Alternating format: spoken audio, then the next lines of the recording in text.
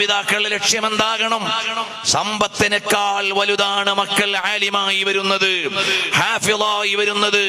അള്ളാഹുവിനെ അറിയുന്ന മക്കൾ ഈ ലോകത്തെ ഏറ്റവും വലിയ സമ്പത്താണ്.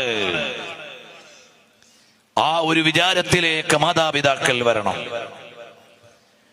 ആലിമീങ്ങളാകുന്ന മക്കളെ കൊണ്ട് അഭിമാനിക്കണം. 1200 ചില്ലാനം കൊല്ലമായില്ലേ ഇമാമുന ശാഫഈ തങ്ങൾ വഫാത്തായിട്ട്. ആ ഇമാമുന ശാഫഈ റളിയല്ലാഹു അൻഹുവിനെ ഇന്നും ലോകമോർക്കുകയാണ്, എന്നും ലോകമോർക്കേണ്ടതാണ്. ഇന്ന് നമ്മൾ മഗ്രിബ് ഇശാ നിസ്കാരം നിർവഹിച്ചില്ലേ, ഇതിന്റെ ഒരു വിഹിതം ഇമാമുന ശാഫഈ തങ്ങൾക്കുണ്ട് കേട്ടോ. അതന്നത്തെ രാജാവിനില്ല, അന്നത്തെ ഭരണാധികാരിക്കില്ല. നമ്മളെല്ലാം നിസ്കരിച്ചതിന്റെ ഒരു വിഹിതം ഇമാമുന ശാഫഈ റളിയല്ലാഹു അൻഹുവിന് കിട്ടിയിട്ടുണ്ട്.